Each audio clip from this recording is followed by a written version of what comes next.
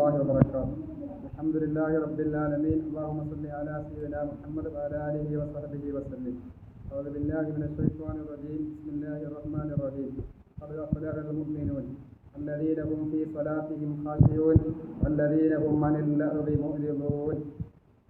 സൂറത്തുൽ മുഅ്മിനൂനിലൂടെ അല്ലാഹു പറയുന്നു, അത് അഫ്ലഹൽ മുഅ്മിനൂൻ, സത്യവിശ്വാസികൾ വിജയിച്ചിരിക്കുന്നു.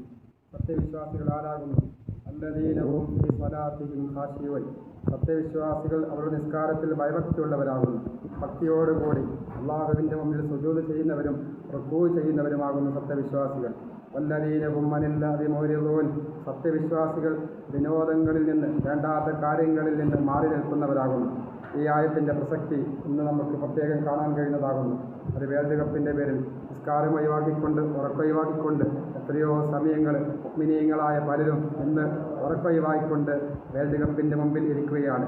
അള്ളാഹുവിൻ്റെ പരിശുദ്ധമാക്കപ്പെട്ട ഖുർആൻ പറയുന്നു, വല്ലദീന ഹും അനിൽ ലഗ്വി മുഅ്രിദൂൻ, സത്യവിശ്വാസികൾ ഒരിക്കലും തന്നെ വിനോദങ്ങളിൽ ഏർപ്പെടുകയില്ല. വിനോദങ്ങൾ അവർ തിരസ്കരിച്ച് കളയുന്നവരാകുന്നു.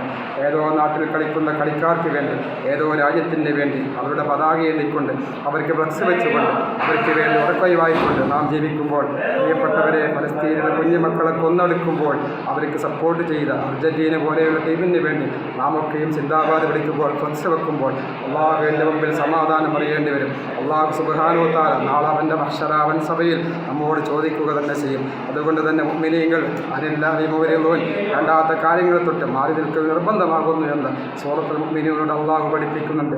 അള്ളാഹു സുബ്ഹാനഹു വ തആല സത്യം സത്യമായി മനസ്സിലാക്കാൻ, വേണ്ടാത്ത കാര്യങ്ങളിൽ നിന്ന് വിട്ടു നിൽക്കാനും നമുക്കും നാവുമായി ബന്ധപ്പെട്ടവർക്കും അള്ളാഹു തൗഫീഖ് ചെയ്ത് അനുഗ്രഹിക്കട്ടെ.